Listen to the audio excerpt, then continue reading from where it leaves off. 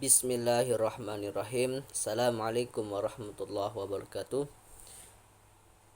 Kembali lagi dengan saya Muhammad Abdul Karim Majis, jurusan Ilmu dan Al-Quran Tafsir, kelas B. Kali ini saya akan mereview atau melanjutkan mereview atau menganalisis buku The Histories Quranic dan buku Rekonstruksi Sejarah Al-Quran. Baik, kita mulai saja pada kali ini. Buku The Historic Quranic Text, saya akan mereview bab 9 dan 10 yang mempunyai banyaknya halaman sekitar 129 sampai 165 halaman. Baik, kita langsung saja bab 9, yaitu mengenai sejarah ilmu tulisan Arab kuno. Pastinya sejarah ilmu tulisan Arab kuno itu mempunyai latar belakang sejarahnya karakter bahasa Arab. Asal-usul karakter bahasa Arab sifatnya masih spekulatif dan tidaklah mengejutkan sama sekali tatkala para orientalis membuat rekayasa teori tentang masalah ini. Hal yang sangat menyedihkan. Teori mereka sangat rapuh dan tidak tahan uji. Patrick Grundlier, pengarang sebuah pengkajian tentang perkembangan skrip bahasa Arab, menyatakan bahwa semua skrip Arab berasal dari alfabet Phoenicia karena bahasa Arab tampaknya yang paling jauh terisolasi. Perubahan drastis dalam susunan spatial memberi isyarat bahwa kemungkinan skrip bahasa Nabatean atau Syriac menjadi perantara perkembangan skrip bahasa Arab. 2. Studi dokumentasi dan inskrip kuno. A. Garis yang sama antara bahasa Nabatean dan inskrip Arab.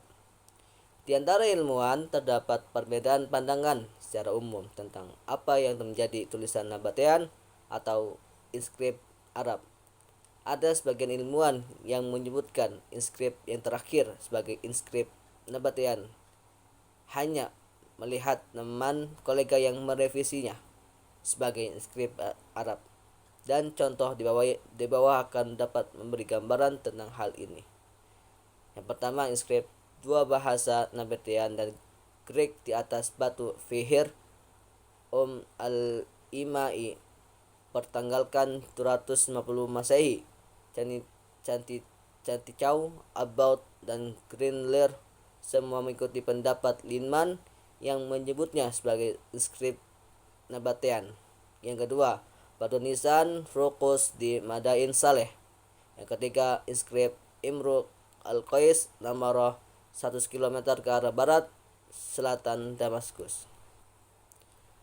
Dengan bahasa apa orang Nabatean berbicara? Dia besar Mekah sejak dini dari zaman kanak-kanaknya. Ismail, putra tertua Ibrahim, lahir dari kalangan suku Jurhum dan menikah 2 kali dari kalangan mereka. Suku ini berbicara bahasa Arab dengan bahasa Arab, dan demikian pula tak dilakukan lagi Ismail berbicara dengan bahasa yang sama.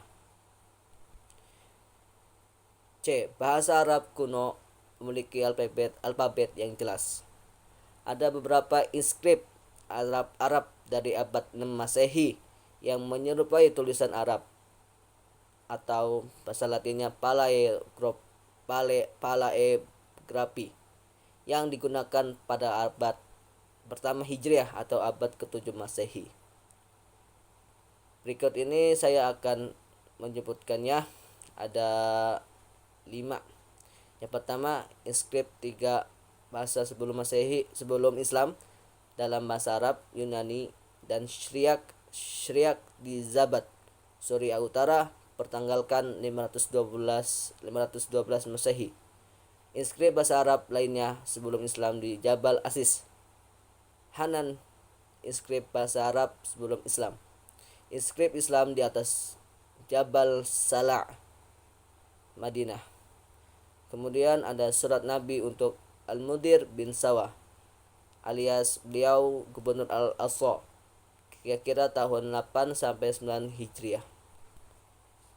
Kesimpulannya ialah batu-batu Arab banyak dihiasi beberapa contoh skrip Arab sejak pertengahan abad ketiga Hijriah. Beberapa aspek primitif bahasa Arab kuno tidak pernah menunjukkan bentuk bahasa Arab Nabatean itu sendiri. Sedangkan akar sejarahnya sampai pada zaman Ibrahim dan Ismail yang ada sebelum Aramaik seperti bahasa lain, tulisan dan ejaan bahasa Arab, paleografi dan ortografi terus berkembang. Perluasan wilayah teritorial Muslim menyebabkan perkembangan beberapa skrip Arab seperti Hejazi, Kufi, dan tulisan yang disambung dengan karakteristiknya masing-masing. Tidak ada satu skrip yang mendominasi lainnya dan tidak terbatas pada suatu tempat. Dengan beberapa contoh skrip Kufi yang diambil dari skrip abad pertama Hijriah, kita bisa membantah teori mushaf Kufi yang hanya ditunjukkan pada abad kedua dan ketiga Hijriah.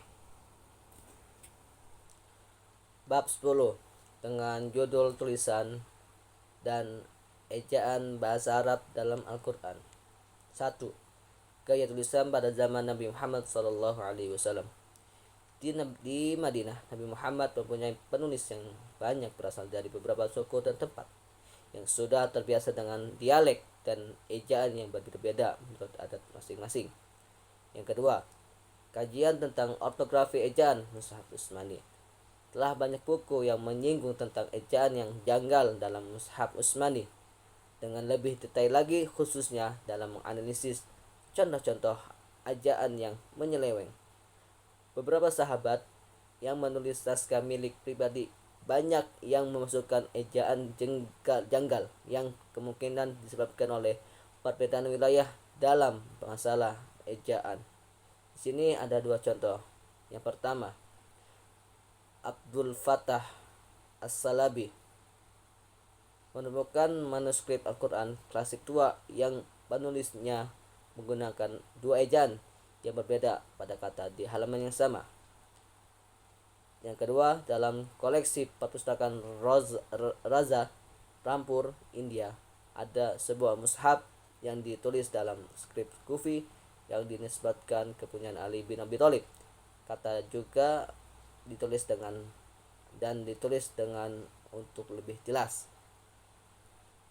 Mungkin itu saja yang saya sampaikan dalam buku The Histories Quranic Text. Saya lanjutkan buku rekonstruksi sejarah Al-Quran. Bismillah, saya akan melanjutkan buku rekonstruksi sejarah Al-Quran, mereview atau menganalisis bab 8.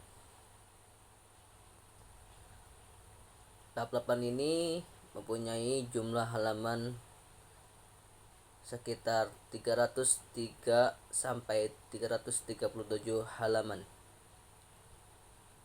yang bertemakan atau berjudul penyempurnaan ortografi Al-Quran. 1. Karakteristik ortografi Utsmani. Ortografi atau imla atau lama atau scriptio defectiva yang digunakan dalam salinan-salinan Al-Quran memiliki makna yang penting untuk sejarah teks kitab suci tersebut, sekalipun sebagian besarnya hanya merupakan hal-hal yang bersifat teknis. Dari bentuk ortografi inilah simpulan-simpulan tentang bahasa Al-Quran dan munculnya ortografi baru, scriptio plena, bisa ditarik dalam karyanya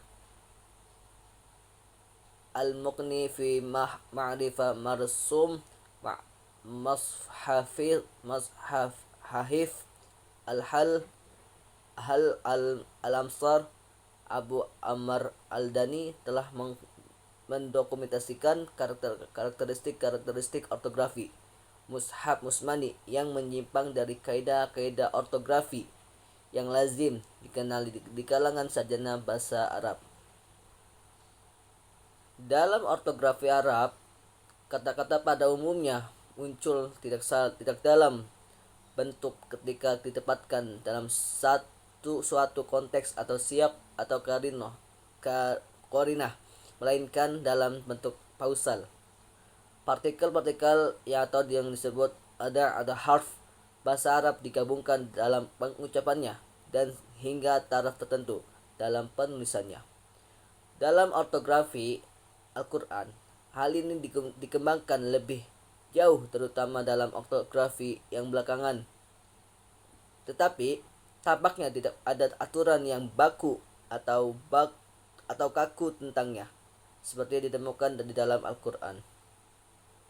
Huruf vokal yang biasanya digunakan untuk mengekspresikan vokal panjang dalam bahasa Arab tidak jarang dibuang dalam penulisan Al-Quran. A. Penghilangan huruf alif di tengah-tengah kata dalam penulisan Al-Quran merupakan salah satu ciri khas ortografis paling menonjol dalam tulisan Kufi, tulisan yang digunakan pada masa paling awal untuk menyalin Al-Quran. Sufiks pronominal hu dan hi, yakni al-kinayah, yang awalnya berakhir dengan bunyi vokal panjang, ditulis defektif mengikuti pengucapan pausal. Huruf vokal panjang yang dibagi A dalam salinan Mushaf Utsmani yang sering ditulis dengan pausus penulisan dengan untuk vokal panjang A, misalnya bisa ditemukan ketika merupakan akar kata ketiga seperti dalam kata ata atau dalam bentuk fleksi tasrif, yakni deklinasi kata kerja seperti dalam orang kedua, dual atau musanna. Imala juga memainkan peran penting dalam pembacaan Al-Quran, sekalipun tidak mudah mentransformasikannya ke dalam bentuk penulisan. B. Latar belakang penyempurnaan nasam Al-Quran. Langkah penyeragaman teks yang dilakukan oleh Khalifah ketiga yaitu Utsman bin Affan lewat pengumpulan resmi Al-Qur'annya, terutama sekali dapat dilihat sebagai tonggak awal upaya standarisasi teks maupun bacaan Al-Quran. Yang terakhir, C. Penyempurnaan nasam Al-Quran. Ketika domain politik Islam semakin meluas dan semakin banyak orang non-Arab memeluk Islam, berbagai kekeliruan dalam pembacaan teks Al-Quran yang disalin dengan skripto defektiva di kalangan pemeluk baru Islam semakin merebak. Akhirnya penguasa politik Islam mengambil keputusan untuk melakukan penyempurnaan terhadap rasam Al-Quran, dan langkah aktual penyempurnaannya dikabarkan telah dilakukan oleh sejumlah ahli bahasa. Mungkin itu saja yang saya sampaikan, kurang lebihnya mohon maaf. Wallahul muwafiq ila aqwamit thoriq. Assalamualaikum warahmatullahi wabarakatuh.